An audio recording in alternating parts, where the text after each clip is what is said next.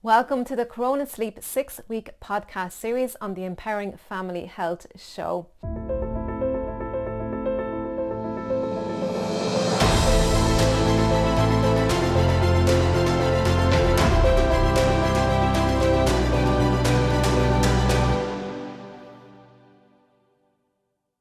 Millions of people around the world have difficulty sleeping, and with COVID-19 that problem has only gotten worse. The ongoing coronavirus has made getting a good night's sleep significantly harder, and some experts have even got a term for it: coronasomnia. This has impacted people all over the world as they experience sleep problems linked to the stress of life during COVID-19. Now, not having enough sleep can have a big impact on your health, and even now more than ever, we absolutely need good quality sleep. Sleep is critical to your physical health and the effective functioning of your immune system. Also our emotional health, by strengthening our emotional and stress resilience, and it can even help with anxiety and depression. So that is why I am doing a very special Corona Sleep podcast series for the next 6 weeks. I'll be focusing on specific topics each week, difficulties you are experiencing as a result of this pandemic and not sleeping as a result. And I'll go through them all in just a moment. Now, if you're feeling overwhelmingly anxious, you are not alone. Young adults, people experiencing job loss, parents and children are all suffering with lots of consequences. With colleges and schools closing, loss of income, there are many anxieties, worries, concerns, upsets for so many people, and this is contributing to poor mental health and poor sleep as a result. All around the world there has been a lot of focus on the physical effects of COVID-19 and not enough on the outbreak of mental health issues people are dealing with. During the COVID-19 pandemic, concerns about mental health and substance use have grown, including concerns about suicide ideation as well. Now, according to KFF, Kaiser Family Foundation, they say during the pandemic, 56% of young adults aged between 18 and 24 report symptoms of anxiety and or depressive disorder. Compared to all adults, young adults are more likely to report substance use, 25% versus 13%, and suicidal thoughts, 26 versus 11%. Throughout this pandemic, anxiety, depression, sleep disruptions and thought of suicide have increased in many young adults. I also found an interesting article in theatlantic.com called "A Mysterious Link Between COVID-19 and Sleep," and it was written by Dr. James Hamblin, a staff writer at the Atlantic, and he is also a lecturer at Yale School of Public Health. Now, in this article, Dr. James Hamblin wrote, researchers at the Cleveland Clinic searched for hidden clues in the structure of the virus to predict how it invaded human cells and what might stop it. And one observation stood out: the virus could potentially be blocked by melatonin. Roughly 3/4 of people in the United Kingdom have a change in their sleep during the pandemic, according to the British Sleep Society. And a Johns Hopkins neurologist labelled it covidsomnia or coronasomnia. And these are people who are not affected by the virus itself, but with all the stress and disruptions, they are having difficulty sleeping. Now, this pandemic is not just a medical problem. It affects an individual and society. It causes chaos, disruption, anxiety, depression, stress, stigma and sleep disruption. Overall, people have their own fear of getting sick, fear for their family members, fear about finances, lots of fear. People who work in events and venues are worried because people are not going out as much or not allowed to travel. People with elderly parents, children at home from school, issues around scarcity and basic needs. So there's so much going on. Children are very much disrupted as well. They need a structure in their day, and as a parent, keeping structure for your kids can be quite challenging. Children can become irritated and bored and anxious when there is no structure in their day. There's so much fear and uncertainty, and when there is uncertainty, there is anxiety. Now, some people are more sensitive to anxiety and it can have a full-blown panic attacks, and listening to too much news and multiple times during the day can cause catastrophic thinking. Yes, get your information, but go to a reliable source, not social media, and only check in when you need to as well. Now, all these upsets lead to difficulty getting a good night's sleep.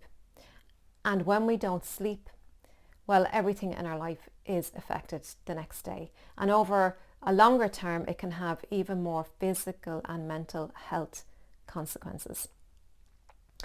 Now, while some people have seen a blessing in this pandemic, and they are very thankful for this downtime and quiet time, not everyone has had the opportunity of this. We have been socially deprived, we've been nutritionally deprived and sleep deprived. But we usually wait till we are sick before we start to improve our health. When we are in a state of deprivation, this is when we wish to change it. It's only then. You see, nature will use our experience of deprivation to show us something really beautiful. And from this place, from this state, you are actually capable of seeing things quite differently. You can have a different point of view, a different perspective. And I am inviting you to open yourself to the possibility of seeing things differently. Think beyond how sleep actually works and getting it right, and look more broadly at your lifestyle, your life, and how you think. Sleep really starts from the time you wake up in the morning, and how your day goes will determine how well you sleep at night. Sleep will become the result of your efforts rather than focusing on getting it right. It's a journey, not a destination. So in this Corona Sleep 6-week podcast series, I'll be covering a variety of topics to help you stay empowered and take the right steps to less stress and a better night's sleep. So the first thing that we're going to be talking about is exercise, or moving, and sunshine. Now, people are more sedentary than ever before. Our sedentary nature is something we cannot adapt to either. We are designed to move. We need to use up all our daytime, our wake hormones, so that we can sleep at nighttime. Also, food and eating, this is another topic. Overeating is another problem many of us are encountering, and as a result, not sleeping well. And our metabolism is out of whack. Sleep is so important in regulating our metabolism, including our blood glucose and the mechanisms controlling appetite and weight gain. Alcohol and medications, we'll be talking about that.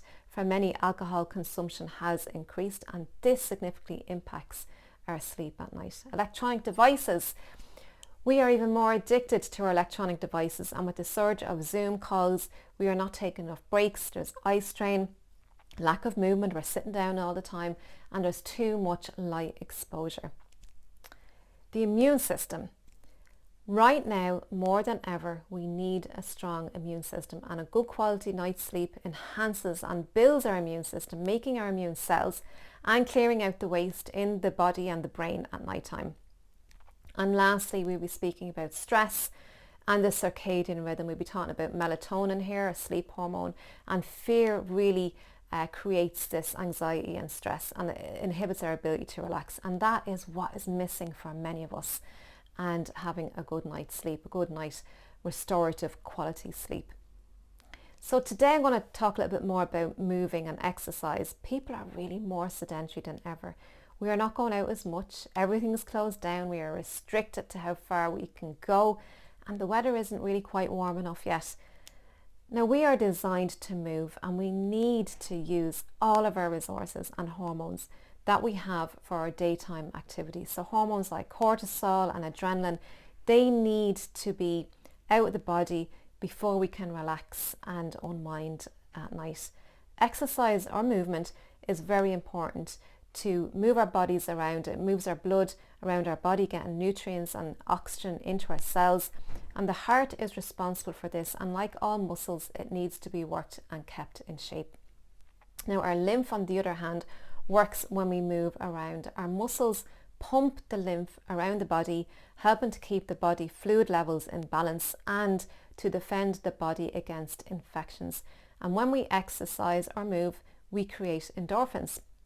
And when you exercise, your body releases chemicals called endorphins. Now, these endorphins interact with receptors in your brain that reduce your perception of pain, making it easier for you to sleep if you are experiencing pain symptoms. Endorphins also make you feel good and more positive, making life less stressful and easier to relax and unwind from the day. Serotonin, another feel-good hormone, it's produced when you're outdoors and exercising, and it helps to boost your mood and your overall sense of well-being. It can also improve your appetite and your sleep cycles, which are often negatively affected by depression. Now, serotonin is a precursor for melatonin, your sleep hormone. Regular exercise also helps to keep your body's stress levels in balance as well. Now, there are many things that you can do to exercise or move around, like running or walking, cycling, or even just walking up and down your stairs, or try parking a little bit further away from the shops.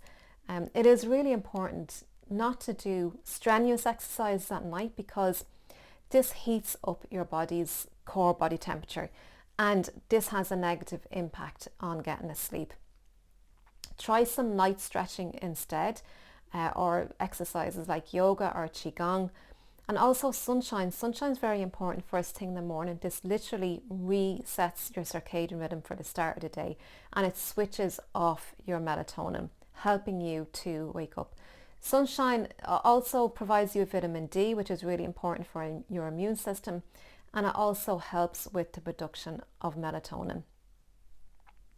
Now, next week I will be talking about food and our eating habits. Many of us are eating unhealthy, quick, convenient foods, and this contributes to weight gain as well. Lack of sleep can further impede this, causing a whole vicious cycle. Now, if you liked this episode, tell me your best bits, tell me your best takeaways, and of course tell me what you would like me to do in an upcoming episode. I'd really love that. And remember, your sleep success is the secret of your success. Until the next time, thank you. Bye-bye. My free gift to you is my ebook, Improve Your Sleep, Improve Your Health. If you are serious about your health, you need good quality sleep. Dr. William Demond says, you're not healthy unless your sleep is healthy. And for many of us, lack of sleep can cause us to be grumpy and not work at our best. But did you know that sleep deprivation can also have profound consequences on your physical and your mental health?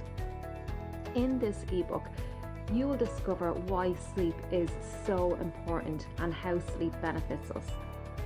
You'll also discover the mineral and vitamin deficiencies that's caused from stress, which we actually need to help us have a good night's sleep. You'll find out how sleep works, and also circumstances or other illnesses that may interrupt your good quality of sleep during the nighttime, and some sleep hygiene practices that will get you sleeping well tonight.